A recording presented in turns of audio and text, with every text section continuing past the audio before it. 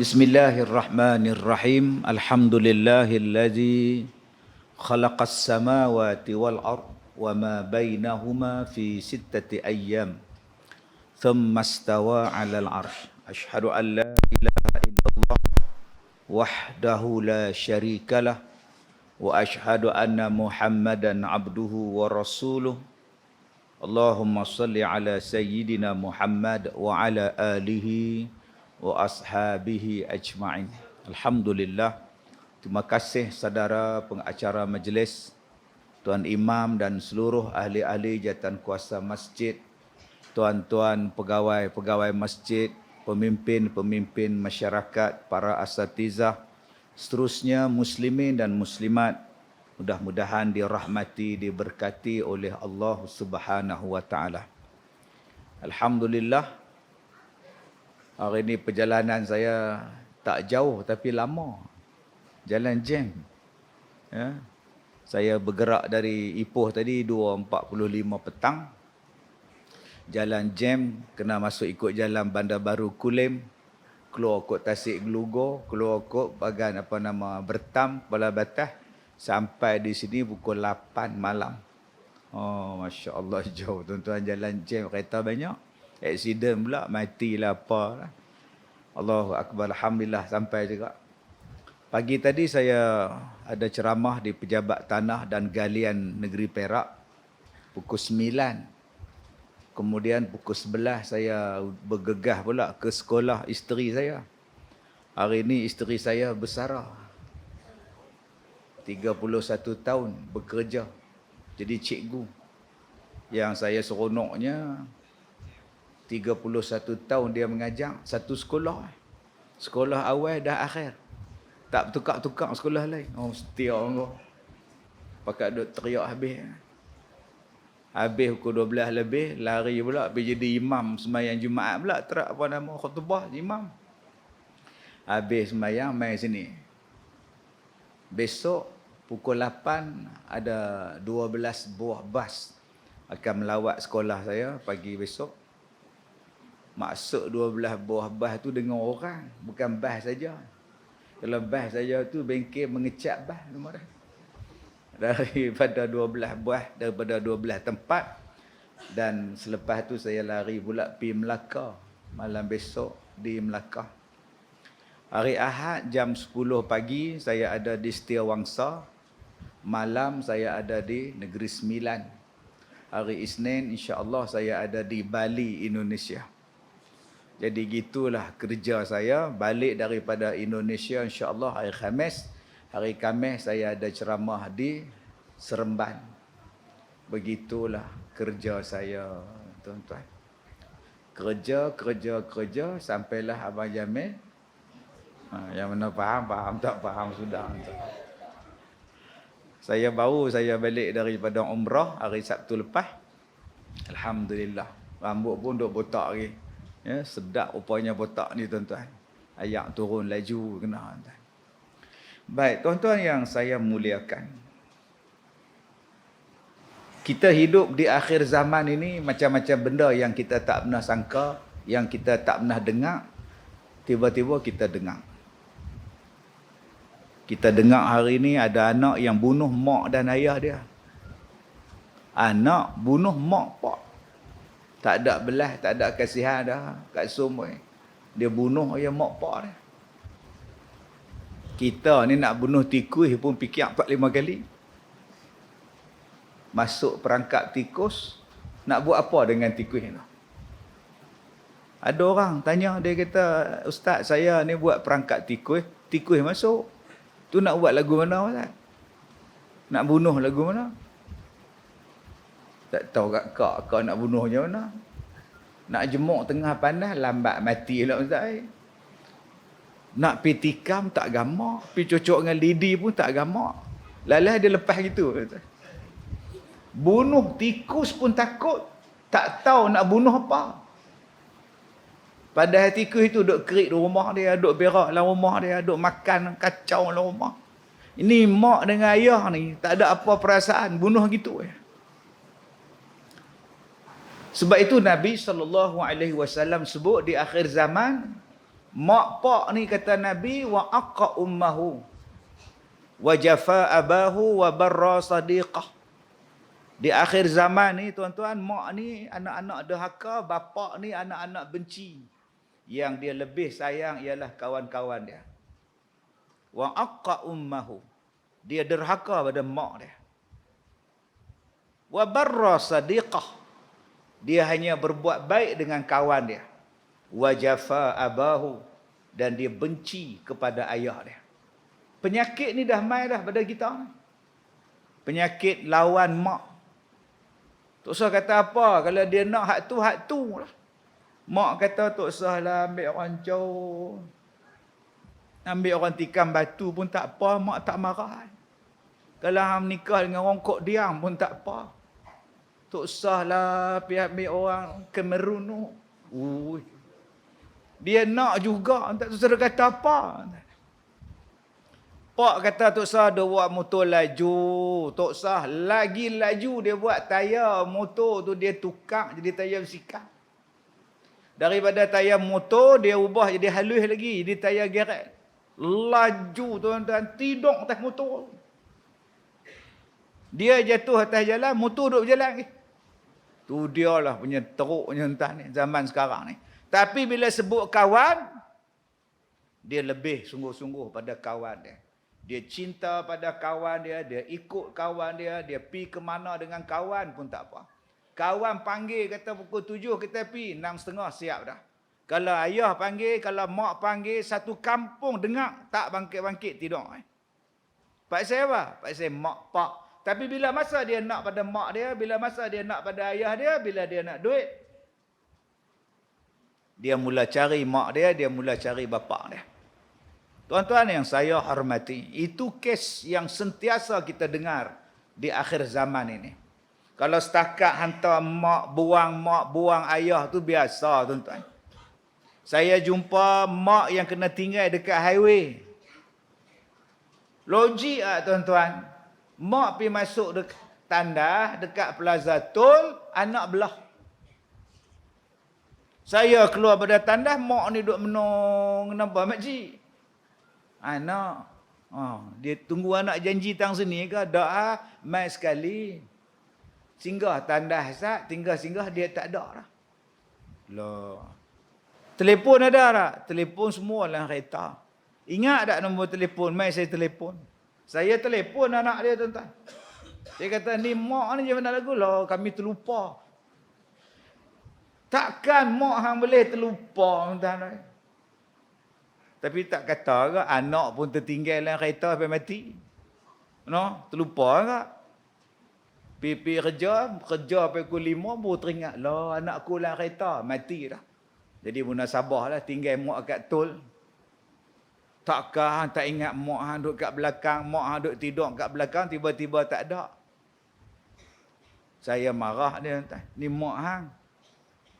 Marah api pasal dia tak ada, saya telefon je. Dia nak pukul apa? Saya bukannya duduk dalam kereta dia. Itu yang hak tinggal mak di Plaza Tol. Yang tinggal mak di sekolah saya. Yang ni lama dah saya dah jumpa. Mak ni pakai jubah putih, tudung putih, celak ni, gelap mata ni. Macam orang balik umrah, balik haji ni. Bawa beg satu.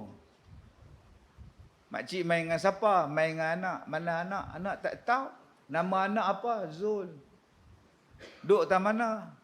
Duk Ipoh. Dia lah tang mana? Ipoh. Dia lah tang mana? Nombor telefon ingat tak? Tak ingat. Isteri dia ingat tak? Menantu ingat tak nombor? Tak apa pun tak ingat. Oh, sudah.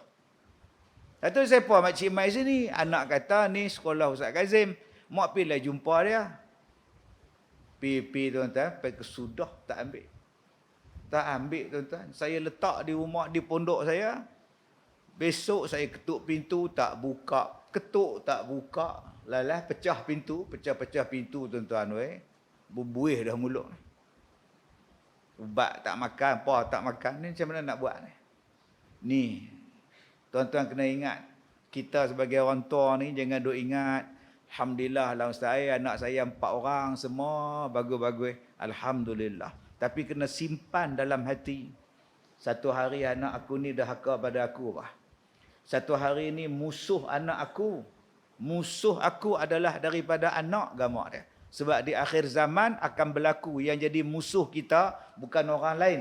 Yang nak jadi jahat dengan kita bukan orang lain. Darah daging kita, anak kita. Orang yang kita lahirkan, orang yang kita besarkan, orang yang kita jaga, yang kita harap nak berbakti pada kita. Allahu Akbar, tiba-tiba dialah yang jual tanah kita. Dialah yang pergi lelong rumah kita, pergi gadai apa semua tanpa pengetahuan kita.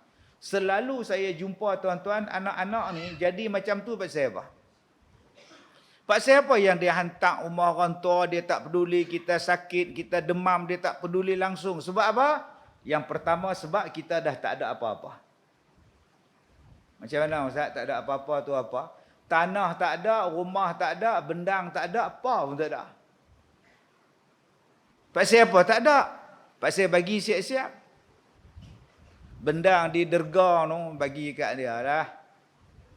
Rumah dekat dengan Bukit Raya tu bagi dekat ni. Rumah kat Sungai Petani tu bagi nombor 3. Rumah hak kita duduk ni bagi hak nombor 4. Kita tumpang salah. Hak nombor 4 ni tukang nama siap-siap. Bila tukang nama tuan-tuan, kita dah tak ada apa dah. Rantai labuh bagi kat menantu. Rantai singkat bagi kat anak. Bagi siap-siap, konon-kononnya senang. Kalau mati tak ada apa dah. Mereka tak berebut dah.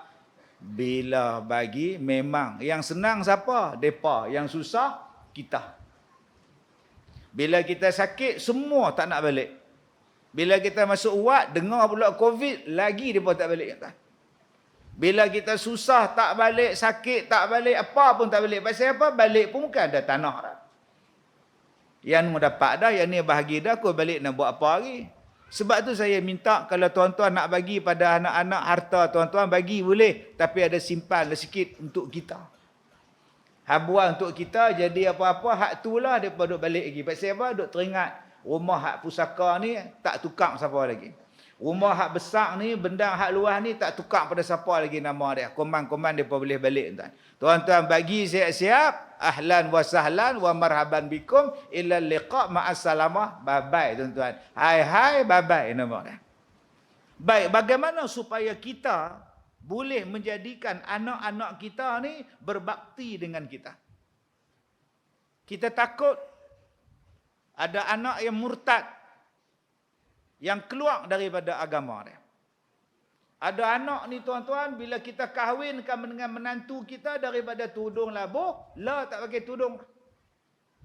Daripada duk semayang anak kita tu, lah tak semayang dah. Dia semayang pun dia jamak daripada subuh sampai ke isyak 5 kali sekali dia buat. Satu waktu je. Hang semayang jenis apa ni leha? Ni pun semayang juga mak. Rupanya tuan-tuan dia menikah dengan orang yang bukan pahaman ahli sunnah wal jamaah. Dia semayang dengan orang yang tak tahu ajaran apa. Kita tengok hari tu janggut lebat, mata biru, bulu kening bercantum. Loh segaknya menantu hangsum. Tak tahulah. Dia duk pilih. Kata nak orang luar. Dia tak maulah orang semeling apa semua ni. Dia tak. Pergi cari orang belah-belah yang apa nu lah. Balik-balik rupa dapat syiah. Langsung tak semayang. Syiah tuan-tuan. Lagi huru-hara. Silat-silat dengan kita menjadi syiah sekali ni. Itu hak jenis syiah yang jadi ajaran sesat. Yang ikut ayah pin ayah pan. Yang ikut ajaran, dia mari ajaran Imam Mahdi pula lah. Saya pergi ceramah di sebuah negara Arab. Habis ceramah ni tuan-tuan, mai suami isteri. Dia kata, Ustaz, kami dari negeri J. Oh. Lah dalam ceramah ni tak boleh sebut nama negara, tak boleh sebut nama negeri, apa pun tak boleh sebut. Kalau sebut, dia orang punya live ni kena blok tuan. Lah saya sebut huruf awal, tuan-tuan faham sendirilah. Okey? Faham-faham sendirilah tuan-tuan. Lah tak boleh ah. Ni hak depa punya semua. Lah semua kena kontrol. Sebut apa pun tak boleh lah ni. Kena sebut diam-diam, selindung-selindung sikit. Jadi kalau tuan-tuan tak faham tu, tuan-tuan punya Pak Zai peduli apa tak. Yang penting dakwah kita ni selamat, tidak ada pekat. Langsung tak ada view, tak sampai ke mana. Kena blok, tuan. Baik. Saya tanya, anak ada? Anak ada 2. Anak tak ikut? Anak tak ikut, mak belah. Jadi apa masalah? Masalah kami ni, kami nak duk tunggu Imam Mahdi. Oh. Betul? Jadi kami nak, kalau boleh nak ajak ustaz lah, join sekali. Join apa? Join Imam Mahdi, tunggu Imam Mahdi. Kita jadi tentera Imam Mahdi. Imam Mahdi nak keluar kot mana? Nak terbit bila? Tu tak tahu tu yang kita tunggu. Tunggu sampai lah tak terbit lagi. Macam mana? Tu kami nak ajak ustaz ni, kita jihad ustaz bersama Imam Mahdi, memegang panji-panji hitam. Tuan-tuan, saya ceramah di negara Arab tu dah 10 tahun. Sampai sekarang tak terbit lagi Imam Mahdi. Saya cakap dekat dia, kak ada mak ada, kak ada ayah ada, abang mak ada, ayah ada. Abang berbakti pada mak bapak abang sekarang lebih afdal daripada menunggu Imam Mahdi. Imam Mahdi ni abang tunggu ke tak tunggu ke, dia tetap datang. Tetapi mak bapak kita makin lama makin tak larat, makin lama makin tak larat, satu hari mak pak kita mati. Bila mak ayah kita mati, mana abang nak cari lagi mak dan ayah lagi lah. Tanggungjawab abang sekarang didik anak. Tanggungjawab abang sekarang besarkan anak, bagi pendidikan pada mereka. Bukan abang duduk di sini tunggu Imam Mahdi, hak tak tahu bila nak mai. Yang anak tu dah mai dah, bela elok-elok. Saya basuh dia orang, tuan-tuan. Tak tahu dengan kelorok ke apa ke. Pergi baliklah, saya kata. Dah berapa bulan dah tunggu ni. Dah dekat setahun. Tak datang-datang lagi kan. Pergi balik. Pergi tengok mak, tengok ayah, tengok anak. Yang tu lagi jihad paling besar. Jihad berbakti pada mak bapak kita. Jihad jaga anak kita daripada pahaman songsang, pahaman sesat. Jihad supaya jaga anak kita berpegang kepada ahli sunnah wal jamaah. Allahu Akbar. Lah, tuan-tuan tahu. Dia kata apa kat saya? Tak apa, ustaz jalan ustaz, kami jalan kami. Saya nak kata apa? Yang tu pun perasaan baik juga. Tunggu Imam Mahdi. Memang baiklah. Tapi tak kena. Nak kata Imam Mahdi muncul. Baru berapa tahun yang lepas Imam Mahdi dah jumpa saya. Dia rempuh masuk bilik saya. Dia langgang habis pegawai-pegawai saya. Dia kata, amboi. Susah nak jumpa ustaz. Ngalahkan jumpa menteri. Saya kata tak susah kalau buat temu janji. Kalau buat temu janji, insya-Allah senang jumpa. Jadi bila abang tak buat, memang kami tak bagilah sebab hak ramai dah temu janji. Depa duk tunggu lama lah. Abang main rempuh ni tak kena. Abang orang marah saya. Kita ikut aturan. Tak, kalau tak rempuh tak boleh jumpa. Tak apalah abang, rempuh lah abang. Duk masalah. Tak usah cuba tengok saya. Kenapa orang kata saya bukan Imam Mahdi? Ni dia.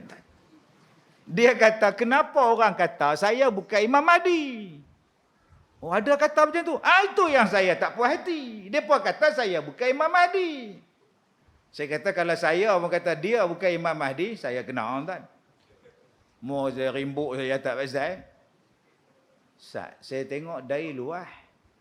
Bulu kening tebal. Muka pipi tu merah, ada ciri-ciri hak Imam Mahdi tu ada. Ustaz macam ni lah saya cari. Oh, sudah tuan-tuan. Abang rasa orang mana? Orang Cemor. Oh, Cemor. Abang boleh cakap Arab? Tak boleh, ustaz. Yang tu lah bukan Imam Mahdi, bang.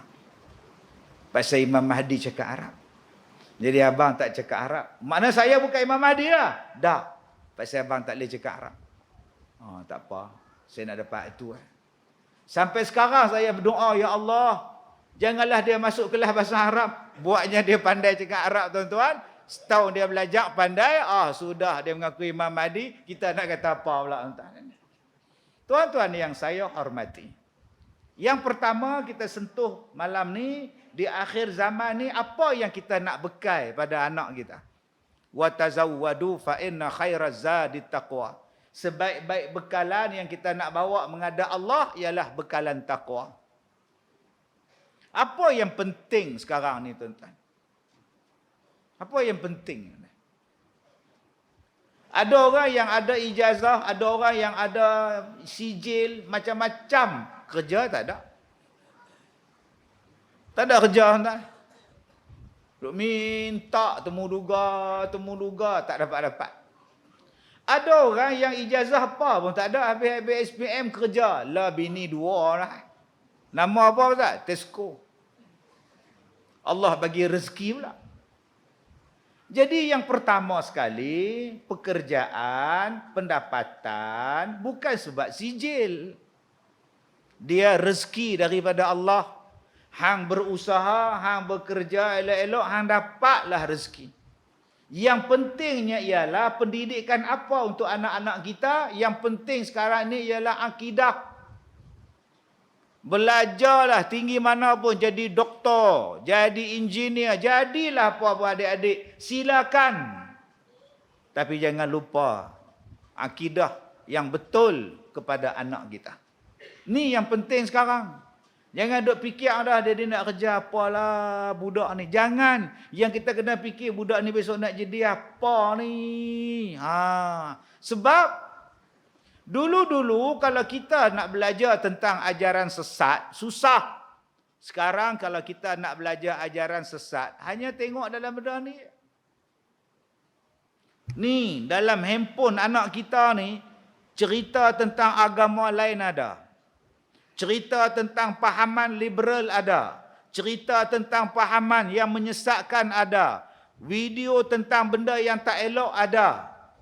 Ajaran-ajaran yang membawa benda yang tak betul, semua ada dalam ni, tuan-tuan.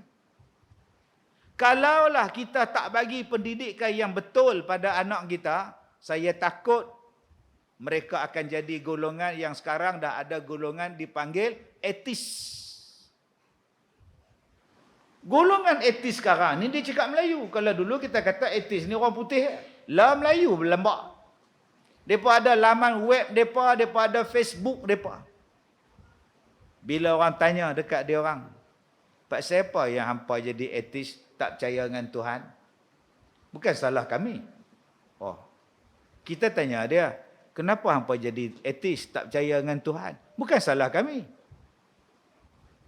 Itu salah siapa? Salah Tuhan. Awak salah Tuhan pula. Sebab Tuhan tak pernah tunjukkan diri Tuhan. Kalau dia tunjuk diri dia, aku Allah. Tu dia Allah tu. Kami percaya. Lah dia kata adanya Allah. La ilaha illallah. Mana dia Allah? Kami nak tengok, tak nampak. Kami nak jumpa, tak boleh. Kami duk cari, tak jumpa-jumpa. Bila benda tu tak ada depan mata kami, takkan kami nak percaya. Sebab tu kami jadi etis, bukan salah kami. Salah Tuhan. Sebab Tuhan tak pernah munculkan diri dia. Jadi tuan-tuan, alasan dia macam mana? Kalau kita bolehlah kita tolak main anak muda kita umur 16. Tengok. Kan salah aku. Kalau dia tunjuk dia duduk atas gunung tu pun nampak tu Tuhan. Ni tang mana duduk aku pun tak tahu. Tiba-tiba suruh sembah dia. Mana dia? Lama-lama jadi etis. Benda ni tuan-tuan ditanya pada Rasulullah. Wa idza sa'alaka 'ibadi 'anni fa inni qarib. Orang tanya kepada Rasulullah, mana dia Allah? Allah Taala bagi tahu, Nabi Muhammad jawab, fa inni qarib, maka sesungguhnya aku ni dekat dengan mereka. Allah kata dah, Allah ni dekat dengan kita. Cuma tak nampak. Yalah pasal apa tak nampak? Kalau dia nampak, dia tak jadi Tuhan, dia jadi makhluk. Kalau Tuhan duduk bersila atas bukit tu, atas gunung jerai tu bukannya Tuhan, tu makhluk. Allah dia bukan sama dengan makhluk. Allah dia berbeza. Dia tak bertempat, dia tak memerlukan tempat, dia bukan duduk bersila macam kita, duduk atau kursi macam kita. Tak, kalau kita nampak dia, tu, leha tu Allah tu. Panggil ayah tengok tu Tuhan tu duduk berjalan tu, duduk terbang tu. Oh, tu bukan Tuhan. Tu kapal terbang. Tu nama dia makhluk. Allah tak macam tu. Jadi nak sampaikan pahaman tu macam mana? Pahaman tu kena sampai dengan pahaman agama. Nama dia akidah. Nama dia pegangan tauhid. Yang ni yang tak sampai pada kita. Tuan-tuan cuba tengok hari ni tanya tentang agama tentang anak kita. Kita berbangga anak kita ni umur 4 tahun cakap orang putih. Oh bangga, cucu 4 tahun balik pada KL cakap orang putih. Danish, Don. Oh mak tu cakap orang putih dekat cucu. Kita ngangau. Danish, come. Oh, come here. Time for lunch. Oh, ngangau. Saya tikam batu ni tak. Tapi duduk KL 5 tahun, bawa balik anak 4 tahun cakap orang putih. Bangga kita. Cuba tanya hak 14 tahun. Perkara yang membatalkan sembahyang apa? Tanya pada hak 16 tahun. Anak yatim dapat zakat tak? Tanya hak 8 tahun. Kamu sembahyang tak? Tanya pada yang 10 tahun. Puasa niat lagu mana? Nasib baik tuan-tuan. Tadika duk ajar. Sekolah rendah duk ajar. Sekolah kapar duk ajar. Dapat juga tahu. Ni hak kita duk hafal doa makan ni pasal tadika. Pasal tadika balik. Pasti balik. Kemas balik. Apa semua balik duk ajak kita. Atau kena makan baca doa nak makan. Allahumma balik lana fi ma razaqtana wa qina azabana. Tok hafal. Bila cucu pi masuk asrama, tok pula baca. Allahumma balik lana fi ma. Dia hafal cucu dia baca. Dengan sebab cucu kita mengaji agama ni tuan-tuan, ada lah juga asas dia. Bayangkan, tak pernah masuk sekolah agama, tak pernah masuk pasti, tak pernah masuk tadika Islam. Tiba-tiba pergi masuk tadika international. Pergi masuk tadika yang ada lambang. Lambang penyedai kain. Tu, lambang penyedai kain tu, besar-besar. Loh, gamak dia masuk. Tuan-tuan nak harap apa ni tuan-tuan dengan anak kita ni? Sebab itu Allah Ta'ala sebut, wa'mur ahlaka bis-salah. Hendaklah kamu suruh anak-anak kamu, ahli keluarga kamu sembahyang. Ni yang benteng kita di akhir zaman, sembahyang. Saya suka hari ni saya tengok dalam satu Facebook ada satu ustaz menjadikan sembahyang subuh macam sembahyang Jumaat. Alhamdulillah. Saya tengok ada satu pelakon dia buat kempen dekat pengikut-pengikut dalam Facebook dia, TikTok dia, jom kita sembahyang subuh berjemaah. Minggu hari ni dia sembahyang subuh sana. Pagi besok dia sembahyang subuh situ. Lusa dia sembahyang subuh di sana. Jadi pengikut dia pakat main sembahyang subuh. Dia buat kempen main sembahyang subuh tuan-tuan. Bagus, sejak dia balik pada haji ni, dia berubah. Pelakon ni. Sebab tu kita ni jangan duk kata ke orang. Hidayah tu milik Tuhan. Kita hari ni sebut pelakon jahat. Tengok Ustaz Kazim tu. Elok-elok jadi ustaz, jadi pelakon. Jahat tu. Astaghfirullahalazim. Sampai hati jahat kata kat saya orang tak. Ustaz, bila filem Ustaz nak terbit? Tak tahu. Kerja saya berlakon. Nak terbit bukan kerja saya. Tapi dubbing dah buat. Semua dah buat dah. Tunggu masa. Tuan-tuan, kalau Allah nak bagi hidayah, dia buat kempen untuk sembahyang subuh. Dia tarik followers dia. Mai sembahyang di masjid. Bukan sembahyang maghrib, bukan kuliah. Maghrib bukan, subuh. Ada di Melaka tuan-tuan, siapa yang sembahyang subuh dapat geret, dapat basikal. Siapa yang main sembahyang subuh, anak-anak yang main sembahyang subuh, 40 kali tak pernah miss basikal sebiji. Penuh masjid tuan-tuan. Yang main tuntut geret ni tuan-tuan bukan kata anak muda, anak tua pun main. Saya tak faham. Lama-lama tuan-tuan sampai sekarang anak-anak ni dah cinta dengan masjid, asalnya datang pasal basikal, sekarang datang kerana Allah. Ada ustaz yang buat kempen, siapa main sembahyang subuh RM5 satu pagi. Sekarang tak bagi duit pun tak apa dah, depa dah biasa sembahyang subuh. Allah biasa, Allah bisa, Tegal biasa. Yang ni tuan-tuan yang kita kena buat. Bapak kena buat. Wa'mur ahlaka bis-salah. Jom, tak boleh sembahyang subuh berjemaah di kita, di masjid kita ni, jom kita sembahyang subuh di rumah. Jadi macam mana nak buat tu Ustaz? Sebab tu Imam Ghazali dalam kitab dia sebut, lepas sembahyang Isyak, awal tidur supaya senang bangkit subuh. Sebab tu ceramah kita lepas Isyak ni start sudah nak tidur. Balik awal lagi. Sik baik tuan-tuan buat ceramah lepas isyak. Kalau buat ceramah lepas maghrib tadi tak dan tuan-tuan. Memang tak dan. Saya telefon awal-awal. Tuan-tuan bayangkan jam daripada bahagian serai. Dari bahagian serai jam dah. Pok-pok ni pasal apa? Cuti sekolah ke apa ke? Rasa ringan nak telefon ni. PA saya pergi telefon masjid ni. Kata cancel lah, minta Tok Imam lah ganti ceramah.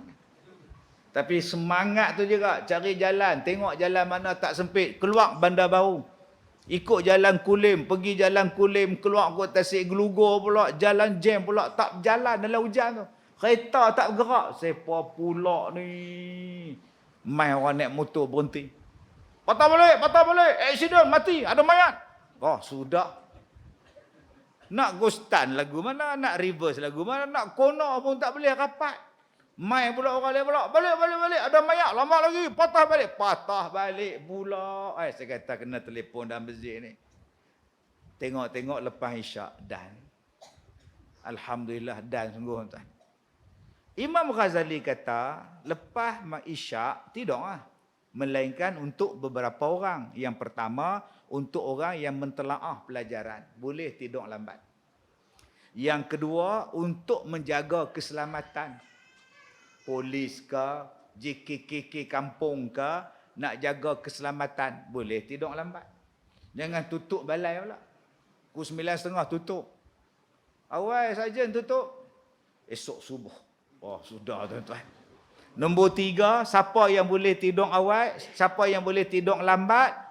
Orang yang ada perbincangan dalam keluarga dia. Hari ni kita mesyuarat sikit lah pasal nak kenduri ni. 24 bulan ni nak kenduri lagu mana. Silakan mesyuarat. Yang keseterusnya siapa yang boleh tidur lambat. Orang yang boleh tidur lambat sebab ziarah orang sakit. Pergi ziarah orang mati. Isteri dia telefon kita. Tok Ketua. Ya. Ni suami saya ni jatuh ni tak sedap apa dah. Mai tengok sat. Lah pukul 10. Tak apalah besok saya mai tengok. Tak boleh tuan-tuan. Kena mai tengok dia. Yang keseterusnya siapa yang boleh kita tidur lambat kerana melayan tetamu. Kalau tak ada sebab ni tuan-tuan pergi tidur supaya kita boleh bangkit awal. Sekarang tengok bola tidur lambat. Tengok Cristiano Ronaldo tidur. Siu nampak tuan-tuan nampak tu.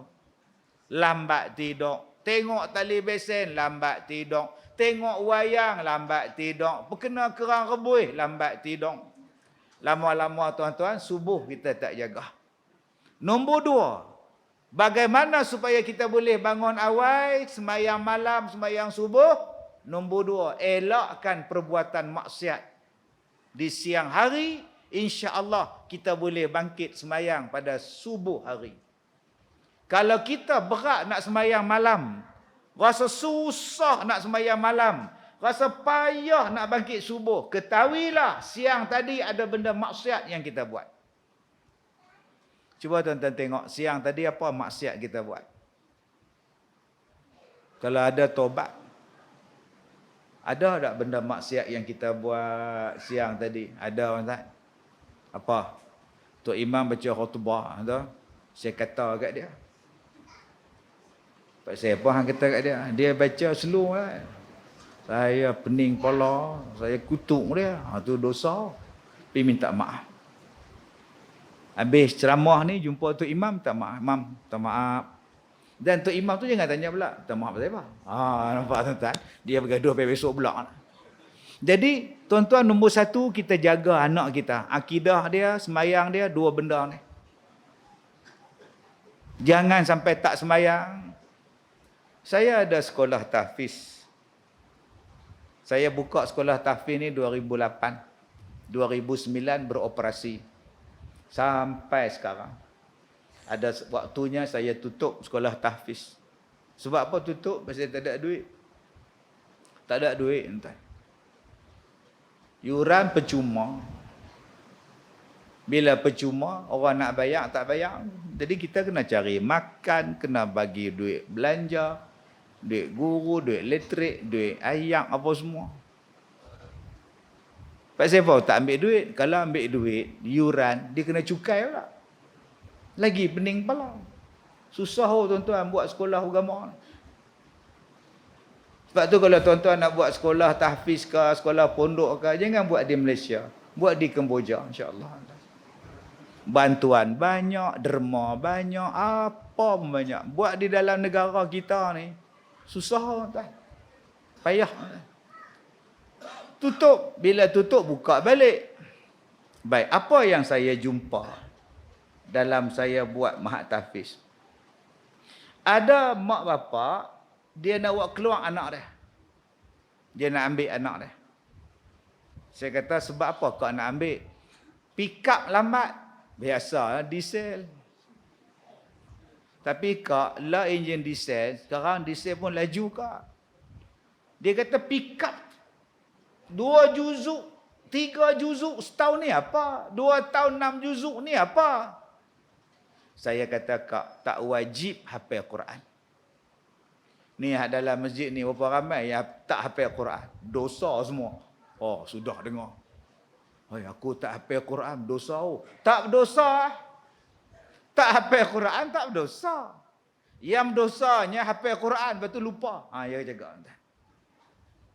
Mai hafal Quran, tak ngulang. Mai hafal Quran, tak ingat. Siap. Sebab tu Ustaz saya malas hafal, tak apa. Malasnya hafal tu, sampai kuliah pun tak hafal. Tu dia punya malas tu. Tak jumpa lakum dinukum boleh jadi. Hari tu mereka tolak jadi imam, tak jumpa lakum. Wala ana'a wala antum wala ana'a wala antum. Sak berhenti, sak ulang balik, sak wala ana'a, lalah anak ni sebut. Rukung lah. Allah. Cik baik ada budak tolong peringat. Allah punya tak mau hafal. Sampai lakum dinukum, tak ingat, tak jumpa. Tapi Ustaz memang Ustaz, mereka saya tolak asal saya mai ya, mereka suruh saya jadi imam. Asal saya mai ya, mereka tolak jadi imam. Saya pun malas nak pergi Ustaz. Duk mai-mai lambat tak apa. Mai pula. Tuan Haji pakai jubah kot. Saya mah balik umrah kata tak tinggal dah jubah. Mereka tolak lah. Tok imam tu dah duduk sejadah atas sejadah. Dia tengok saya mai mengunduk, suruh saya marah. Tu saya pun berat nak main. Bukan susah Tuan Haji. Kalau Tuan Haji tak mau jadi imam, mereka duk tolak. Haji buat batuk Din, imam Din. Hai, batuk Din. Covid. Dengan Tok Imam lari balik tuan-tuan. Tinggal dia seorang tuan-tuan. InsyaAllah tak ada siapa suruh kita jadi imam. Covid lah alasan paling cantik untuk tak nak jadi imam tuan-tuan. Tuan-tuan yang saya hormati, dua benda ni yang saya cakap tadi. Pertama ni hak semayang ni, dan yang akidah. Yang kedua semayang. Mak dia nak ambil anak dia. Alasan dia pasal tak hafal Quran, tak boleh ingat. Saya kata tak apalah kak oi. Dia tak hafal pun tak apalah, 6 juzuk pun tak apa, tak ingat 30 pun tak apa. Yang penting anak kak ni duduk di sini semayang setiap hari. Dia duduk sini nanti 18 tahun dia ada SPM kak. Lepas tu dia masuklah universiti apa semua, college, dia masuk universiti. Sudahlah. Yang penting kak, anak akak solat sebelum tidur, depa akan baca surah Waqiah. Kemudian semayang taubat 2 rakaat, depa tidur. Saat lagi pukul 4, dia orang bangun, dia orang baca Quran, mengulang Quran, menghafal Quran. Nanti pukul 6, depa semayang subuh, 6.15, depa semayang subuh. Habis 6.30, depa mengulang Quran kak. Kemudian masuk pukul 7, balik asrama, siap-siap pergi makan sarapan, pukul 8 masuk kelas. 8.30 masuk surau, semayang duha kak. Habis semayang duha, masuk kelas balik, baca Quran lagi, menghafal Quran lagi. Mai pukul 2, petang pula masuk kelas akademik. Kemudian lepas semayang asar, rehat. Mai semayang maghrib berjamaah, lepas semayang baca Quran lagi, mengulang, baca, sampai isyak, semayang isyak. Lepas semayang isyak, baca Quran, balik asrama, duduk atas katil masing-masing, baca surah Waqiah. Lepas tu semayang taubat, lepas tu depa tidur. Tak pernah tinggal kak semayang jemaah. Saya nak tanya pada kak, kalau anak kak balik di rumah, depa buat tak macam tu? Ada tak? Akak akan pastikan anak akak buat daripada subuh sampai tengah malam anak akak sembahyang. Akak yakin akak buat? Akak yakin akak nak semak bacaan anak akak? Akak yakin yang budak ni akan baca Quran, dia baca Quran atau dia main game? Dia baca Quran ataupun dia main TikTok? Dia baca Quran ataupun dia main lato-lato? Kak boleh bagi jawapan tak? Kak tak boleh bagi jawapan. Kalau kak nak ambil, silakan. Masuklah mana-mana sekolah pun silakan. Saya berlepas diri pada akak dan anak akak. Kalau akak melihat belajar hanya untuk mencari rezeki, menuntut ilmu hanya untuk pekerjaan, silakan akak, saya tak campur. Tapi kita belajar bukan nak dapat rezeki, kita belajar bukan nak jadi ustaz, kita belajar bukan sebab kita nak dapat kerja, kita belajar kerana kewajipan daripada Allah. Dan sebagai anak ni bekalan untuk hidup kena ada ilmu. Bila dia ada ilmu, bila dia ada amalan, adalah rezeki untuk dia. Kak jangan takut orang yang hafal Quran selakat ni tak kebula kak. Sepanjang saya berceramah ni tuan-tuan, penjara saya masuk, pusat dadah pun saya masuk, sekolah budak-budak nakal pun saya pergi. Setakat saya pergi ceramah dah 33 tahun. Ada satu pusat dadah tuan-tuan, seorang saya jumpa. Dia adalah bekas pelajar pondok. Baru seorang. Pakai sorban dalam pusat serenti. Saya tanya kat dia, dulu mengaji mana? Pondok. Di mana? Di Kelantan. Ambil dadah kak? Kalau tak ambil tak masuk ustaz. Betul juga. Bodohnya soalan tuan. Kita bodoh. Tapi tanya soalan bodoh, jawapan dia pun bodoh kak. Tak ada tuan. Allah, baru ni saya ceramah di 2 tempat pemulihan dadah.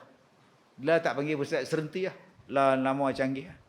Ada satu pusat serenti di Malaysia ni tuan-tuan, ada sejenis pusat serenti, mereka menghilangkan ketagihan dadah, tabiat dadah menggunakan pendekatan agama. Masya-Allah. Subhanallah, saya cukup kagum tuan-tuan. Dengan pakai kepiah, dengan berzikir. Bila saya selawat, naik bulu roma ni. Berapa ratus orang ni selawat tuan-tuan. Bila saya baca Quran, dia orang sambung. Bila dia orang sambung, saya baca Quran. Ustaz, ini yang kita buat. Mereka ini didedahkan dengan pelajaran agama Ustaz. Sembahyang malam, puasa sunat, berzikir, baca Quran. Ada tuan-tuan. Jadi alim 2 tahun ambil di situ sijil. Jadi abang-abang kalau rasa-rasa tak apa nak alim,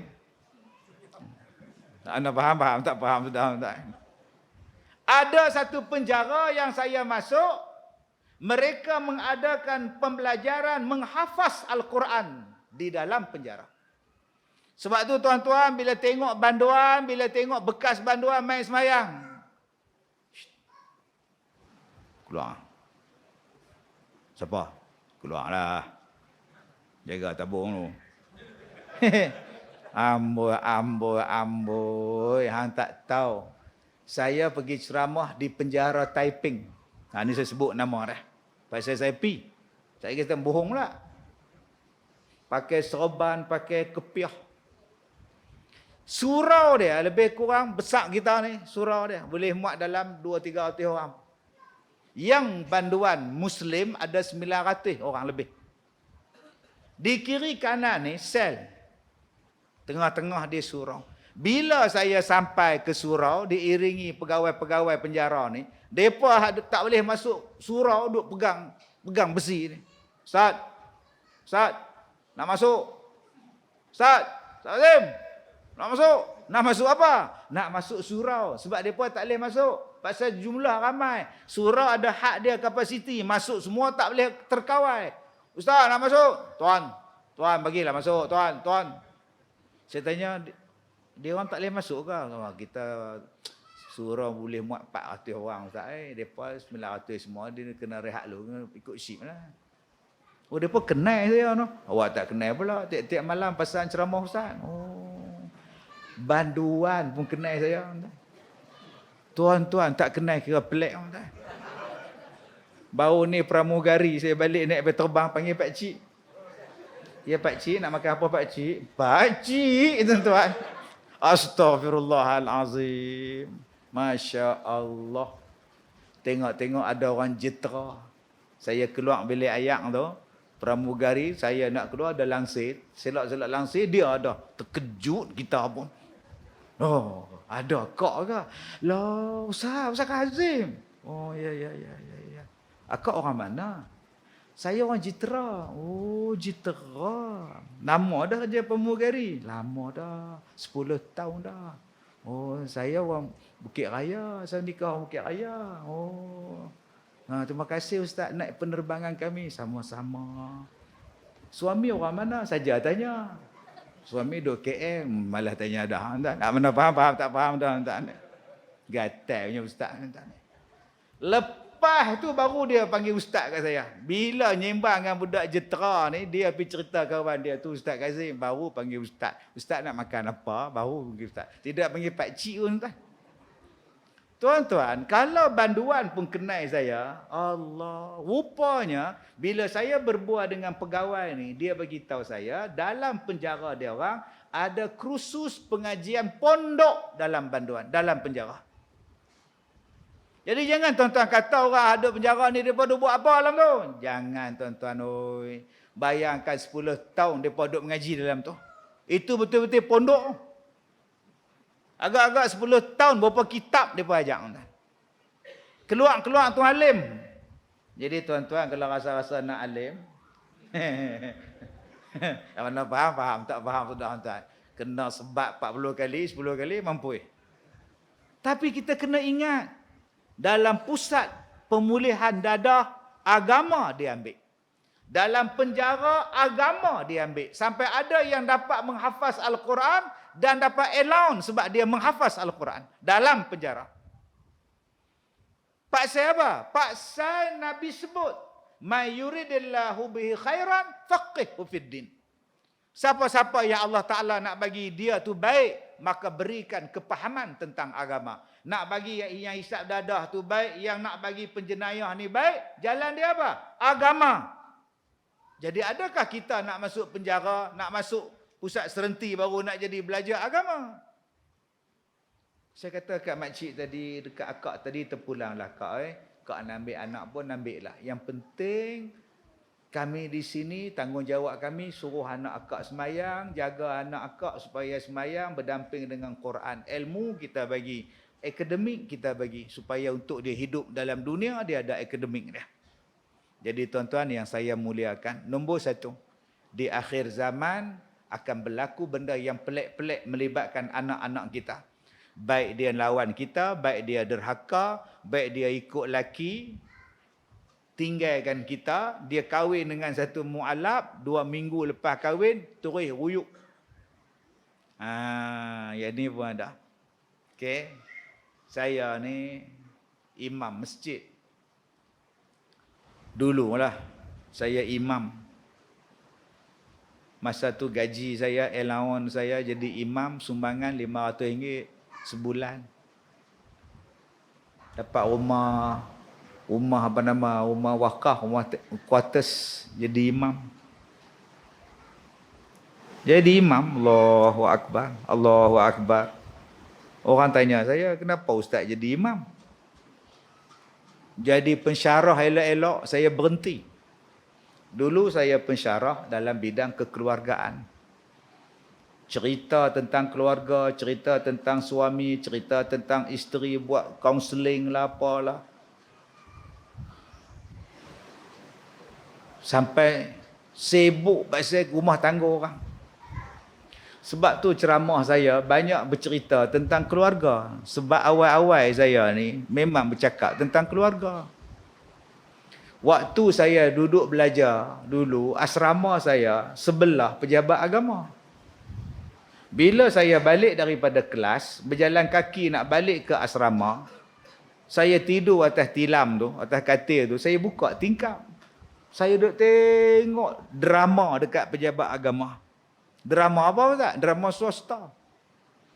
Suami, isteri, anak beranak bergaduh-gaduh. Asal tengok je bergaduh.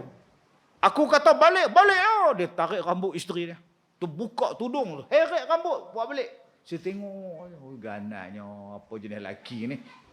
Besok pula, isteri dia pula, tarik rambut dia pula. Balik lah. Balik pula, ya Allah, teruknya. Daripada saya duduk mengaji, tuan-tuan. Duk nampak rumah tangga tak habis-habis. Ada yang keluar seronok ambil gambar menikah lah, apalah. Ada yang pakai spek hitam lah. Ada artis. Ada artis yang cerai, saya tengok. Rasa ni artis ni, dengan spek hitam tu dia. Tak nampak muka, nampak spek mata. Bila saya habis mengaji, pekerjaan pertama saya ialah mengajar Mahat Tahfiz. Lepas saya Mahat Tahfiz, saya jadi lecturer, saya jadi pensyarah. Lepas saya jadi pensyarah, saya kata tak boleh jadi ni. Duk sibuk pasal rumah tangga, sibuk pasal rumah tangga orang. Allah, Quran aku tak boleh ngulang. Saya berhenti, tuan. Kawan saya kata, Ustaz, jadilah imam masjid kita orang. Saya dah beli rumah dekat Batu Gajah. Tak apa, tak ada. Main pindah kat rumah quarters. Jadi imam, dapat 500 sebulan. Tak apa, saya bukan nak duit, saya nak Quran. Jadi saya baca Quran, mengulangnya 1 rakaat 1 muka. 2 rakaat dapat sehelai. Dapat sehelai. 5 waktu saya sembahyang, tuan-tuan. 5 waktu saya dapat 5 helai. Bila 5 helai, 2 hari saya dapat 1 juzuk. Lepas tu saya bolehlah hafal Quran, mengulang Quran tiap-tiap pagi semua. Yang tu yang saya jumpa satu kes. Ustaz, anak saya nak kahwin. Oh, Alhamdulillah. Bila? Hari Ahad ni. Boleh tak Ustaz mari baca doa? Awak tak boleh pula? Boleh ha? Bila saya pi, tuan-tuan, anak dia kahwin dengan orang baru masuk Islam. Keluarga hak suami tu, ramai tak Islam lagi. Duk mari tengok. Berapa hari dia masuk Islam? Saya tanya kat pak pengantin tu. Dalam 2 minggu, 3 minggu gitulah. Lepas tu kahwin dengan anak abang. Kahwin dengan mereka anak tak kita bagi. Macam Hayameh pula tuan. Kan Hayameh ni Asif cakap je mesti dia gelak di hujung kan. Kawan, aku nak ke kedai di hujung sana. Aku nak beli sesuatu. Kamu jangan ke mana-mana pula ya. Tu nampak tuan-tuan. Tu style Hayameh punya drama tak? Mana faham tak faham sudah. Pak dia macam tu. Depa nak dah kita bagilah. 2 minggu lepas kahwin, dia mai jumpa saya. Anak dia pergi ikut laki dia, telefon nombor tak ada, apa pun tak ada. Saya kata, pergi rumah dia lah di KL. 2 minggu senyap sunyi lepas kahwin. Bila pergi di KL, tak ada dah rumah, alamat pun tak ada, tuan-tuan. Agak-agak jadi apa pada anak dara dia? Tuan-tuan ingat hari ni hak masuk Islam tu nak Islam ke? Kadang-kadang paksa dia nak tarik anak kita masuk agama dia. Cinta punya pasal, suka punya pasal, nak dapat Syahrukh Khan punya pasal, lama-lama agama tergadai. Tak menangis mak dia. Tak tahulah Ustaz, anak saya ni tak tahu apa. Saya sebab tu kalau orang datang jumpa saya, dia kata anak dia nak menikah dengan mualaf, saya kata boleh, suruh dia pergi mengaji pondok lah. Bagi dekat dia 6 bulan belajar agama tu. Jangan anak dara tu kata tak apa Ustaz, lepas saya kahwin saya akan bimbing dia. Bimbing, nak jadi belimbing boleh. Bimbing apa? Gatai sangat nak menikah sabak alasak lu. Kita bela anak kita 22 tahun. Bela anak kita 24 tahun. Pergi bagi menikah orang tak tentu hala, 2 minggu hilang agama dia. Apa nak jadi ni tuan-tuan? Ustaz kalau macam itu Ustaz, orang tak minang anak dara saya, biar pergi tak minang. Daripada dapat pada orang yang tak berjenis. Biar dia tak menikah pun tak apa hang duk sesaja. Daripada hang menikah hang jadi murtad, hang jadi sesat. Empak tak apa menikah anak 5, cek tak ada lelaki ni. Gatal tengok hang ni garit tu ni. Tuan-tuan yang saya muliakan. Tu yang berlaku. Sampai kena siasat betul-betul tuan-tuan. Jangan duk kira bagi je. Baik. Modus operandi mereka ni apa? Okey. Kita ada anak dara. Nak kata lawa tu manis lah. Lawa tak ada. Manis tu ada. Berkenalan dalam laman sosial. Chatting, WhatsApp, chatting, Telegram, message, dating. Di mana tak dating? Sungai Petani. Benar ke? Okey. Kemudian, pergi Tanjung Dawai, berjalan. Lepas tu, main nak Minang. Ni yang seronok ni. Ayah. Kalau belah Kedah ni tak panggil ayah, panggil Pak. Dia kata, Pak hari Sabtu ni kawan cik nak main. Pak terima tau. Orang mana? Orang KL. Pak terima tau. Tengok lu. Kata Pak lah. Suara besar. Tengok Pak ni action slow ya. Dia habaq kat mak lah. Mak. Ayah Pak cakap tengok lah apa lah. Dah nak kat kita ambil dah. Dah lah kita duk tunggu orang tak main-main. Nak main tu milih pula. Lagi aku cakap kat Pak. Pak tak jam macam tu. Nak tengok hang jadi tua ke apa? Dia main Minang tuan-tuan. Main Minang. Ada mak, ada ayah, ada driver, ada kawan. Siapa tak percaya? Siapa yang tak percaya tuan-tuan? Bila main, ayah dia main, pak dia main, pak menakan dia main. Kami Minang, anak tuan, untuk anak kami. Bertunang. Bila dah bertunang, dapat lesen L. Oh, lesen L lah. Malam-malam, pergi berjalan. Tunang. Orang kata tak boleh lagi nak bawa juga. Takut tuan. Pada sepak saya kan tuan ni. Saya pernah sekali tuan. Dia duk lalu pusing kiri kanan, pusing kanan, depong saya tuan ni. Tu saya duk berhenti ceramah ni, saya dia bagi saya lagi dapat itu haji kita okeylah insya-Allah tuan ni. Ni tak apa betul ni. Duk pusing-pusing dia berhenti kita tak ada nak elok mai ikut belakang nak elok apa tuan. Baik, tak mana lupa tuan. Baik. Jadi bila main Minang dah bertunang, orang kita faham dapat lesen L. Padahal mana boleh bawa-bawa lagi. Lesen apa pun tak ada lagi, tapi dah tunang. Balik Kelang, tunang ambil. Nak pergi kerja Kelang, tunang hantar. Nak pergi Kamdar. Nak tengok baju pengantin, cadar. Itulah kali terakhir anak dia keluar. Mak dia telefon, bapak dia mai jumpa saya. Dia kata, Ustaz, anak kami ni keluar dengan tunang. Lah, tak balik dah. Dah report anak Ustaz. Ustaz, minta tolong buat sembahyang hajat boleh tak? InsyaAllah saya buat. 2 hari lepas tu, mak dia call, jumpa dah. Alhamdulillah Ustaz, jumpa dah anak makcik Ustaz. Di mana kak? Di KL Ustaz, kat hotel. Oh, dia lepak situ ke apa? Depa Ustaz ada 4-5 orang, anak dara macam dia jugalah, bertunang dengan laki-laki yang sama. Laki-laki itu bertunang dengan ni, bertunang dengan ni, bertunang dengan ni, dia ambil, dia kumpul sekali, dia nak jual. Ustaz. Yang kita ni duduk di kampung, yang main Minang tu pakai spek hitam, naik kereta Honda Accord, bangga tak? Yang main Minang anak kita tu naik Honda Accord, Honda Civic, Ustaz. Mai dengan mak dia, pak dia, takkan tak percaya. Rupa-rupanya tu bukan mak dia, tu bukan bapak dia. Scammer berlakon untuk ambil anak kita, bawa anak kita berjalan, lepas tu colek jual. Nasib baik dapat diselamatkan. Jadi berhati-hati adik-adik ni, jangan duk seronok sangat. Orang naik Honda mai. Naik Honda Civic, naik Honda Accord main ngorak kita tak apa lagi. Ni naik Myvi pun jadi ni. Sudah tuan-tuan. My the king pula ni. Myvi the king lah. Beza king pula dah. Dulu Myvi tuan-tuan. Jadi elok-elok tuan-tuan. Berhati-hati. Zaman sekarang ni kena berhati-hati. Bukan setakat anak dara kita berhati-hati.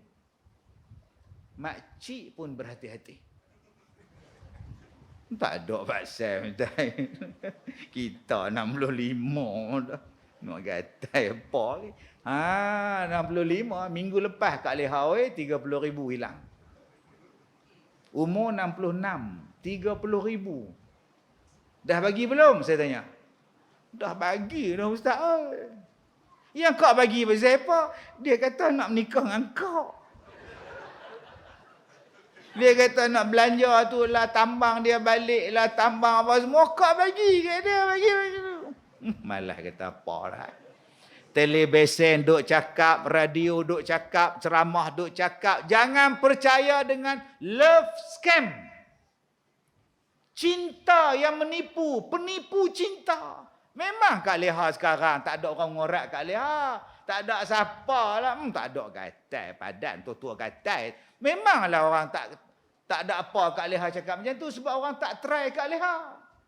Cuba Kak Leha buka Telegram, tiba-tiba ada orang masuk. Hello.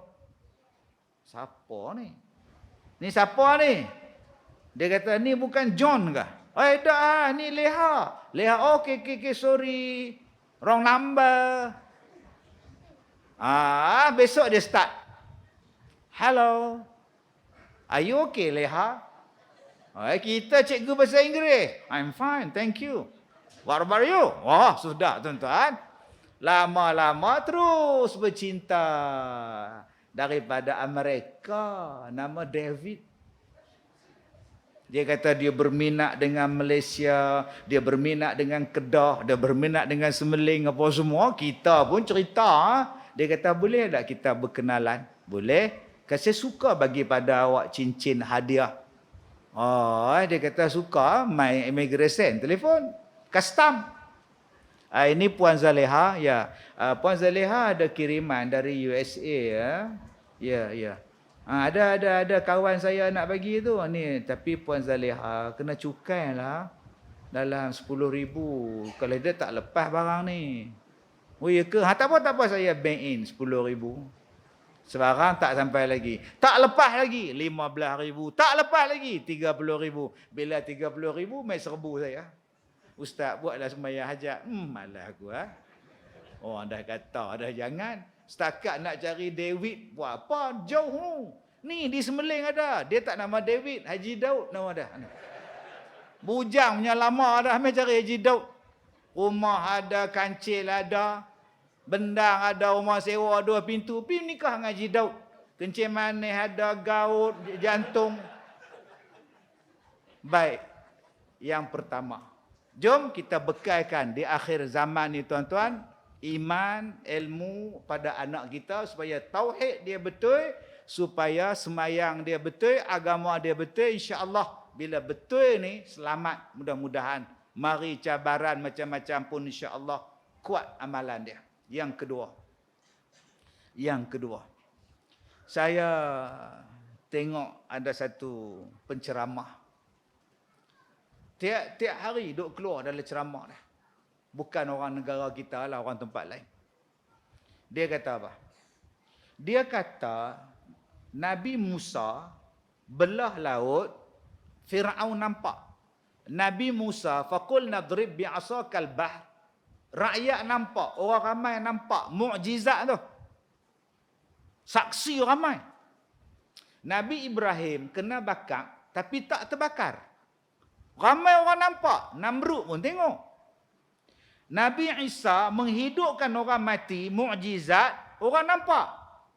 Orang dah mati, ketuk hidup. Bagi tahu siapa bunuh, mati balik. Orang ramai tengok.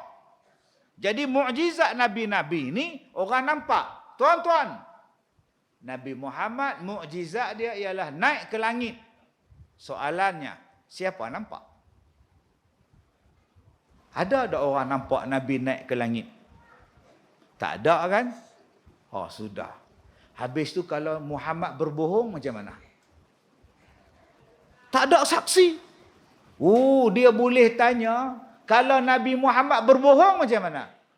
Kita sudah kena tipu, bapak-bapak. Sudah kena tipu. Dia menimbulkan satu keraguan terhadap Nabi kita. Kalau dia tanya pada Kak Som, Nabi Muhammad naik ke langit, siapa tengok Kak Som? Tak tahu, Kak Som tak tahu. Bila Nabi naik? Astaghfirullahalazim, tuan-tuan. Memang tak tahu apa langsung Kak Som ni, tuan-tuan. Dia tanya pula bila Nabi naik ke langit. Atau Kak Sun dengar ceramah Isra' Mi'raj dulu bila? Kak Sun tak nak pi, tak nak main. Isra' apa pun tak tahu. Azura Kak Sun main makan bubuk. Dia bawa satu kepercayaan menafikan Isra' dan Mi'raj. Supaya orang tak percaya pada Nabi. Kemudian ada pula yang kata Nabi Muhammad belajar di universiti mana? Anak Kak Som, Universiti Antarabangsa UIA. Anak nombor 3, Universiti USIM. Anak nombor 4, Melaya. Anak nombor 5 tu, Universiti Al-Bukhari. Anak Kak Som semua pandai-pandai. Nabi Muhammad ni universiti mana Kak Som? Membaca tak boleh, menulis tak boleh. Takkan kita yang berjaya ijazah, master, PhD, bernabikan Nabi hak tak reti baca Quran, yang tak reti menulis, tak reti membaca? Ya tak ya juga no. Sudah. Ajaran hari ini tuan-tuan menafikan Nabi Muhammad tu pandai. Pahaman sesat hari ini tuan-tuan menafikan mukjizat Nabi Muhammad sallallahu alaihi wasallam. Tuan-tuan pernah tak dengar satu lawyer kata Nabi Muhammad bukan contoh suami terbaik. Kalau tuan-tuan kata Nabi Muhammad contoh suami misali, saya bantah. Ui, garangnya lawyer ni. Nabi Muhammad bukan contoh. Kenapa? Nabi Muhammad duduk dalam gua Hira, tinggalkan isteri dengan anak-anak. Adakah seorang suami yang bertanggungjawab duduk dalam gua, tak balik rumah, anak-anak dijaga oleh isteri? Mana kasih sayang? Mana pendidikan? Mana cari makan pada anak dan isteri? Inikah contoh? Sudah tuan-tuan. Cuba dia pergi tanya pada Kak Nak. Kak Nak kata apa? Kak Nak fikir tengok. Kak Nak pun tengok fikir. Tengok fikir. Suami jenis apa Nabi ni Kak Nak? Itulah Kak Nak duk fikir tu. Sudah. Kak Nak pula ajaran terbaru dia tuan-tuan ni. Dia bawa satu ajaran Nabi Muhammad bukan contoh terbaik. Dia bawa pula ajaran tuan-tuan Nabi Muhammad ni menikah ramai. Memanglah orang laki-laki suka menikah ramai. Nabi mereka pun nikah banyak. Nampak? Ni, akak-akak leha ni.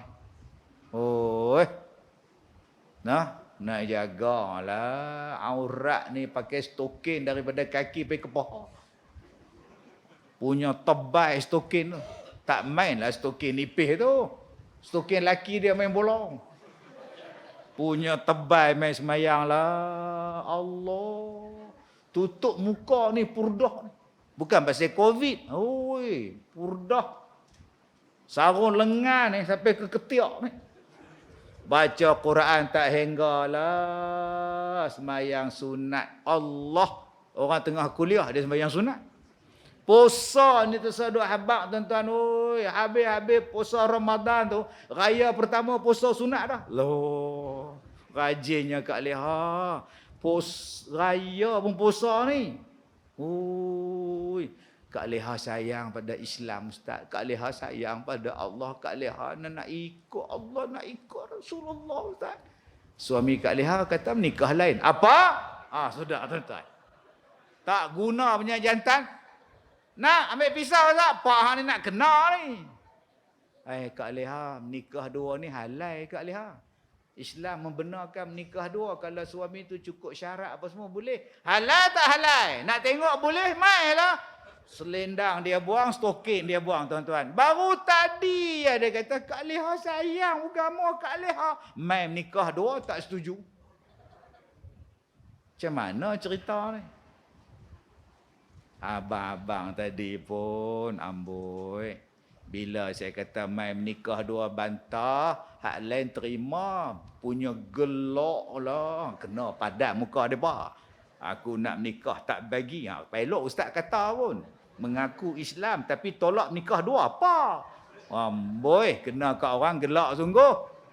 Saya baru balik daripada umrah. Okey. Cuba tuan-tuan tengok orang pergi umrah ni. Allah. Setengah jam sebelum bang mai lah. Tambah Jumaat. 2 jam sebelum bang mai lah. Tiap-tiap waktu tuan-tuan, keluar masuk, hotel, masjid, hotel, masjid. Saya tanya pada pembantu saya, satgi hang turun daripada hotel ni sampai masjid hang kira langkah berapa langkah?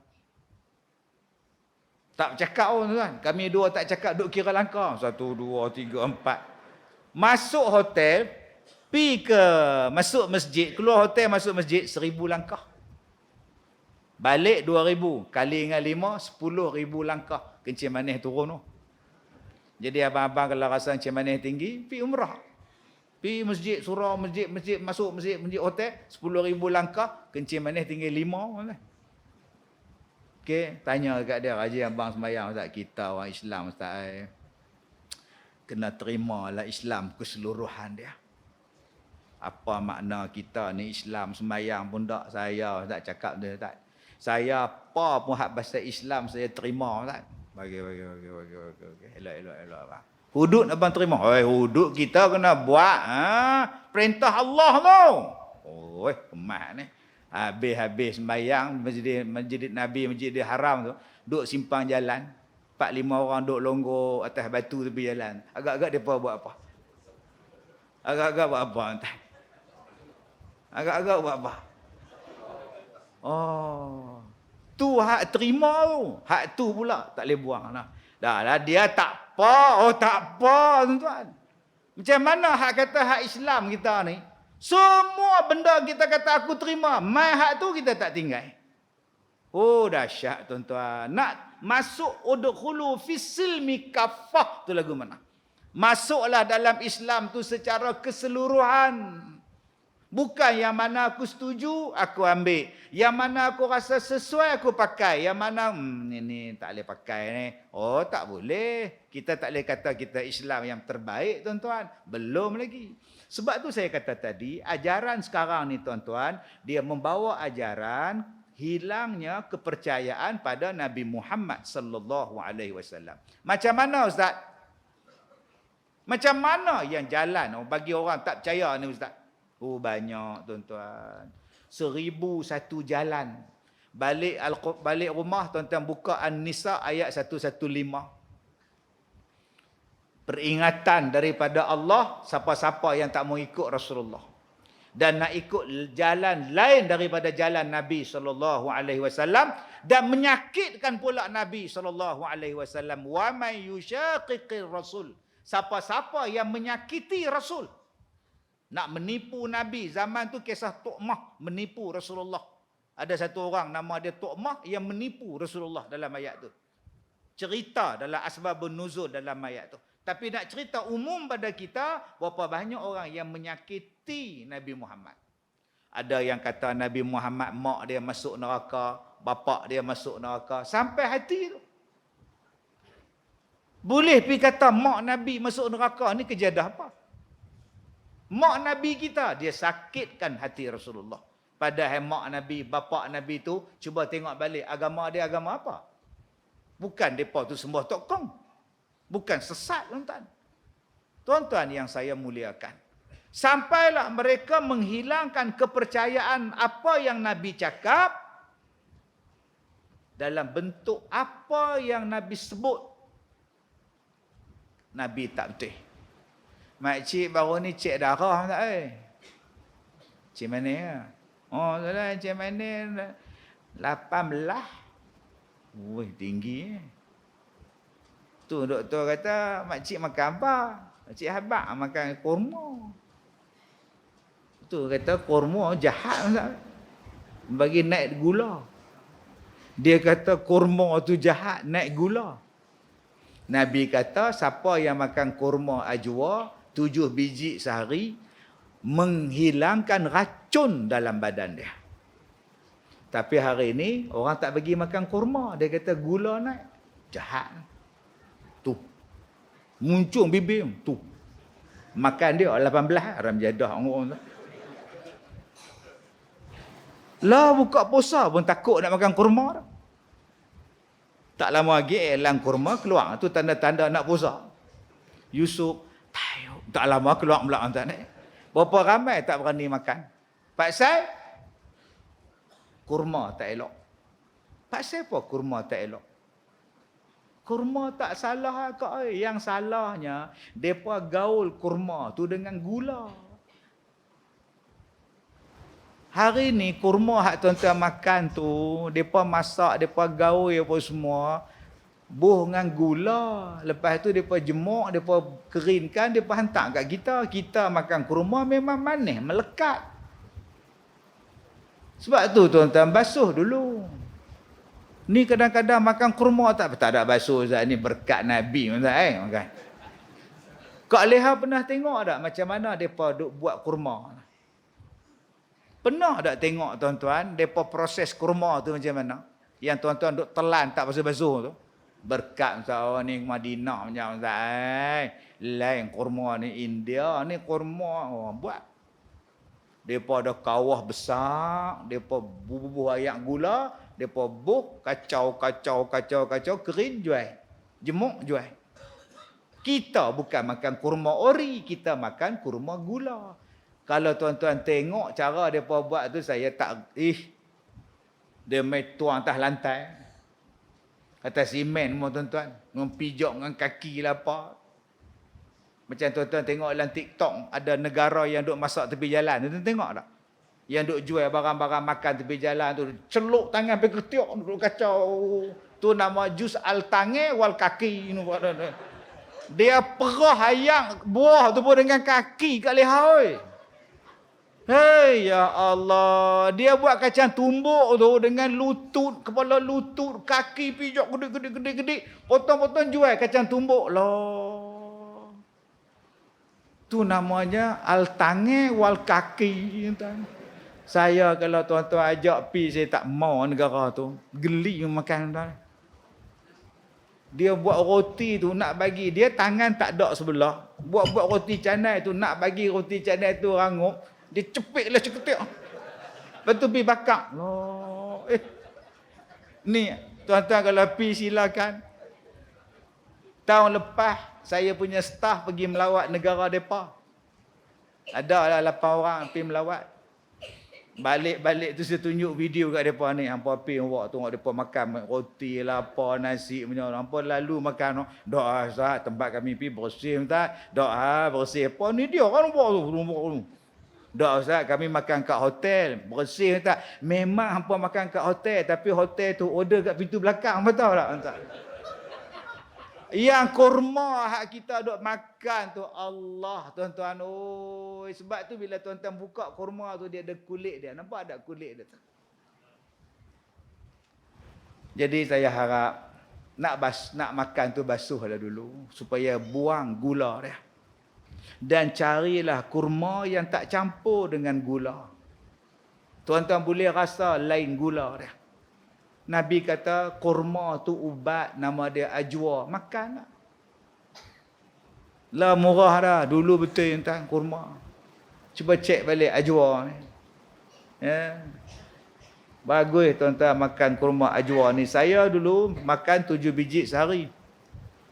Mai tak ada duit tuan-tuan, tak boleh makan 7 biji mahal. Jadi saya makan daripada rumah saya sebiji. Saya duk kebam dalam mulut, duk kemam dalam mulut ni. Sampai ke ofis baru saya telan. Duk hisap ayak dia tuan-tuan. Biji saya tak hisap, biji buang. Itu kurma ajwa tu. Bagus untuk bacaan gula. Bagus untuk kita punya darah kita. Cuma untuk kita ni orang lelaki-lelaki dulu saya kata dah. Yang makan kurma ajwa banyak ni. Kesan tak elok dia botak lah. Ni rambut gugur. Ni pasal mahal. Jadi dia kena sekilo RM120, botak kita pun tuan. Pernah faham, tak faham sudah. Nombor 2, madu lebah. Nabi kata madu lebah tu ubat. Quran kata madu tu ubat. Berapa banyak orang ni, hai makcik, tak boleh makan madu. Makcik, oi. Allah kata ubat, Nabi kata ubat. Mai orang pula sekarang kata kencing manis tinggi makcik. Jahat lagi. Tadi kurma jahat. Ni jahat ni. Apa? Madu. Madu lebah pun jahat. Madu orang lagi jahat. Tuan-tuan, yang makcik makan, yang menaikkan gula pada makcik, madu tiruan makcik. Lepas tu orang fitnah kata madu jahat. Madu tiruan, campur gula. Cari madu yang betul. Ustaz ambil madu yang betul di mana?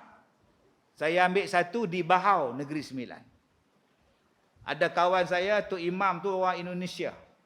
Bila saya kehabisan stok, saya telefon. Mam, madu. Sebab dia ni masuk lautan cari madu atas pokok. Satu lagi saya ambil daripada Thailand. Kawan saya dia buka ladang madu lebah. Dia belah madu lebah dalam longan. Kebun longan. Ustaz ni pun saya madu lebah ni ustaz, madu belah. Jadi pun gula saya naik ustaz. Tak boleh ustaz, madu memang tak elok ustaz. Ni lebah belah ustaz, bukan tiruan punya madu. Memang lebah belah mak ngah. Tapi depa jamu gula dekat madu tu, dekat lebah. Depa bancuh gula, ayak gula, depa tuang dekat madu lebah. Yang lebah ni tuan-tuan duk nganga. Okey, lunch, dinner, breakfast, dia bagi makan gula. Lebah ni tak terbang dah, tak cari dah bunga-bunga, tak cari dah. Duk borel gitu, duk tunggu gula. Jadi yang depa bagi makan pada lebah tadi bukannya original punya bunga. Dia bagi daripada gula. Sebab tu bila kita makan naik gula. Makcik-makcik jangan fitnah madu. Madulah ubat yang paling bagus sekali. Yang ketiga, habbatus sauda. 2-3 tahun lepas, orang hentam saya. Saya kata, bila mai penyakit ni, makanlah habbatus sauda. Nabi kata, habbatus sauda tu ubat untuk semua penyakit. Ui, 6 harakat hui. Orang tibailah saya, Ustaz Kazim ni dia bukan mengaji, dia bukan doktor.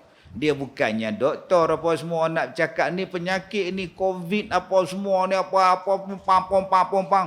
Tenganga saya tuan-tuan. Sampai para ustaz kata hadis tu dia memang Nabi ada sebut ya, memang ubat kepada semua penyakit tapi bukan semua penyakit ya. Sudah.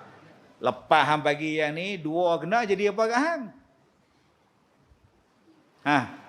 Mai 3 pula jadi apa? Ya pak? Pasal apa tak ambil perubatan hak Nabi kata, habbatus sauda. Saya tak kata saya sihat. Saya tak kata saya ni ustaz ni riak. Saya tak riak apa tuan-tuan. Saya tuan-tuan bayangkan saya punya jadual tuan-tuan sibuk tuan-tuan. Cerita jadual banyak lagi cukai mai pula tuan.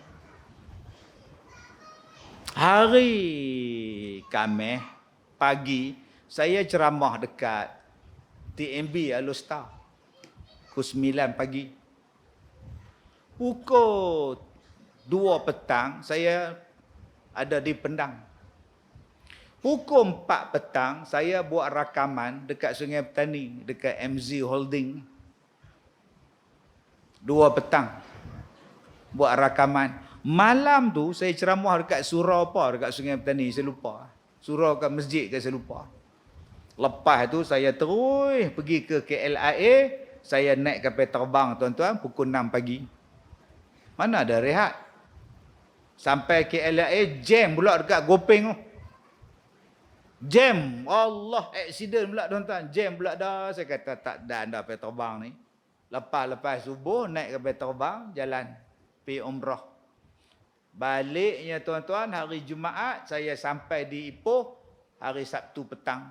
Sampai sekarang saya tak berhenti lagi ceramah daripada balik umrah, sebelum umrah sampai sekarang. Ustaz tak batuk ah? Tak. Alhamdulillah. Ustaz tak demam ah? Alhamdulillah, tak demam. Ustaz tak ada ke letih ke, penat-penat ke? Tak tahu, sihat. Ni hak balik umrah ni ke, apa masuk uat. Duk kongkang batuk. Hak demam. Saya kata, hampa ni tengok saya sihat. Tapi hampa tak tanya saya, Ustaz makan apa? Saya tiap-tiap hari saya makan habatus sauda. Sebab Nabi kata habatus sauda tu ubat untuk segala penyakit. Saya makan pil habatus sauda. Saya minum biji habatus sauda tu, saya tumbuk biji tu. Saya campur dengan teh, saya campur dengan buah belagah. Tiap-tiap hari saya minum. Tak pernah miss. Saya ambil madu lebah, saya campur dengan telur, separuh masak, tuan-tuan. Saya makan dengan air za'faran, saya makan dengan jus durian Belanda, saya makan pula dengan minyak zaitun. Sebab minyak zaitun Allah Ta'ala sebut buah zaitun dan minyaknya dalam Quran. Tapi Ustaz, minyak zaitun dia jadi perit dia, dia perit. Itu masalah. Nak sedap, makan air gula. Apa makan air gula? Nak rasa sehat. Bila Nabi kata dia ubat, bila Quran kata dia ubat, kenapa tak yakin? Jom tuan-tuan, hari ini COVID naik balik. COVID naik balik. Jom kita buka sistem imun dalam badan kita. Pertahankan imun badan kita. Jadi kebal. Ada immunity dalam badan kita. Ada kekebalan dalam badan kita. Mai batuk ke, mai sesema ke, apa benda ke, insya-Allah Allah pelihara kita. Jalan dia apa? Nabi dah habaq dah. Habbatus sauda. Jangan kita ulangi balik apa yang telah kita lakukan 2 tahun yang lepas. Jangan kita lakukan balik paksa orang. Paksa dalam tak paksa. Sudah. Kita galakkan orang ramai ikut pemakanan Rasulullah. Itu yang terbaik. Membina kekuatan dalam badan daripada sunnah, daripada alam. Bukan kita tak tahu masukkan apa-apa benda dalam badan kita. Daripada apa binatang buat ni kita tak tahu. Mai tak ada je, tak mau dah. Jadi insya-Allah tuan-tuan, mulai besok cari Ustaz macam mana Ustaz makan? Baik, tuan-tuan yang saya hormati. Saya minta pada tuan-tuan, jom kita amalkan pemakanan sunnah. Ustaz boleh tak makan nasi? Boleh. Cara yang terbaik makan nasi macam mana Ustaz? Masak dululah beras tu. Tahulah bodoh Ustaz ni, tu tak payah abang, tak apa. Yang pertama, makan nasi jangan waktu panas. Makan nasi tu tunggu dia sejuk baru makan. Sebab Nabi pesan, jangan makan makanan waktu panas. Kita hari ni bukan setakat panas, dengan dapur duduk atas meja. Bawa dapur-dapur gas tak atas meja tu, berapi tu, pergi rendam sana, pergi rendam sini, ngak makan. Ni bukan sunnah Nabi tuan. Haram ke Ustaz? Tak haram, silakan. Nak makan gas pun boleh. Saya tak kata haram, saya cuma pesan Nabi kata jangan makan makanan waktu dia tengah panas. Bagi dia sejuk sikit. Sebab makan makanan yang panas, dia merangsang benda dalam badan kita. Dia merangsang darah kita, dia merangsang benda-benda yang mati, dia hidupkan. Sebab tu tuan-tuan, kalau nak makan nasi, masaklah mak ngahoi. Tapi kita tunggu dia sejuk sikit, kita makan. Dan hari ini kita kata tak sedap. Sebab tu kita tekan periuk karan tu. Kita tekan warm. Kita nak bagi dia panas. Jadi itulah yang menaikkan bacaan gula kita. Nombor 1, makanlah nasi. Saya makan nasi sehari sekali. Dan malam saya tak makan dah. Susah tuan-tuan makan malam. Saya makan benda lain. Malam saya tak makan. Tak tahu kalau tuan-tuan terbit pergi makan malam. Orang ngangah. Apa mak? Makan malam. Tak pernah faham, tak faham sudah. Tak. Jadi selepas sekarang ni jangan duduk makan lah. Benda-benda berat saya makan dah. Kalau nak makan agak makan buah. Okey. Jadi nombor 1. Nombor 2. Rasulullah makan tak roti? Makan. Nama roti Nabi apa? Syair. Roti kasar. Jadi akak-akak, kalau akak-akak nak makan roti, silakan. Tapi pastikan dibuat daripada tepung gandum yang tak campur. Nama dia satu bahan, nama dia gluten. Saya tak makan roti canai kalau roti canai itu dibuat dengan tepung yang ada gluten. Saya tak makan, tuan-tuan. Gluten ni yang merangsang kita punya kencing manis. Dia ada gula dah. Rasulullah makan tak tepung gandum? Makan. Nabi tumbuk tepung tu. Nabi tumbuk gandum tu jadi tepung. Nabi tak campur apa-apa. Tuan-tuan kena cari tepung tu ada di supermarket. Dia tulis no gluten. Free gluten. Bali. Masak. Jaga makanan putih. Nombor 1 nasi. Nombor 1 tepung. Ambil yang Nabi makan. Nabi makan yang kasar. Apa dia yang kasar? Benda yang penuh dengan serat. Benda yang penuh dengan fiber. Kalau zaman kita sekarang, oats. Jadi akak-akak abang-abang kalau boleh sarapan kita pagi dengan oats. Makan balik apa yang Nabi sebut. Yang keempat, apa yang kena ada dalam rumah kita? Madu lebah. Ustaz, minum madu lebah macam mana? Minum. Tak, Ustaz minum. Saya minum ada 2-3 cara. Nombor 1, saya ambil air hangat. Saya tuang madu, saya tuang air hangat. Saya kacau dia, tunggu dia sejuk sikit, saya minum. Ustaz, bila kacau tu dia tak boleh dengan sudu besi, Ustaz tu. Tahu? Sudu apa pula? Dia kena sudu plastik. Oh gitu. Zaman Nabi, plastik ada ke besi ada? Mana dulu? Plastik ke besi? Habis itu, pasal apa pakai plastik pula? Sampai tak boleh kata besi ni, main mana? Besi tu ada surah dalam Quran, nama dia surah besi. Surah plastik tak ada. Nama dia Al-Hadid, surah besi. Kenapa benci pada besi? Yang bahayanya ialah plastik. Ni, botol plastik. Ni yang ni. Tuan-tuan duk jemuk dalam kereta. Tuan-tuan duk jemuk ayam botol ni dalam kereta. Tengah-tengah panas tu. Duk tok seat belakang tu. Tuan-tuan pergi minum dalam plastik. Yang tu yang tak elok. Tuan-tuan bacuh kopi. Sebab tu saya pergi Mekah. Saya tak beli tuan-tuan. Teh hak tepi jalan. Teh hak di kedai-kedai. Dia bagi kap kertas. Saya tak beli tuan-tuan. Sebab kap tu dia kertas. Bubuh yang hangat. Bahan kimia dalam kertas tu, dia keluar balik. Jadi kanser tak pasal kita. Jangan masak makanan dalam kertas. Orang hari ni tuan-tuan beli Maggi mi segera dalam kertas, pergi buah yang hangat makan. Panas-panas. Kenapa tak guna kaca? Jaga. Jangan guna polistiren. Yang ni yang kena disebut. Yang ni yang pihak berkuasa kena buat. Jangan duk bubuh benda-benda hangat. Cakutia pergi bungkus dengan polistiren. Tuan-tuan cuba tengok. Dia jadi kembang tak?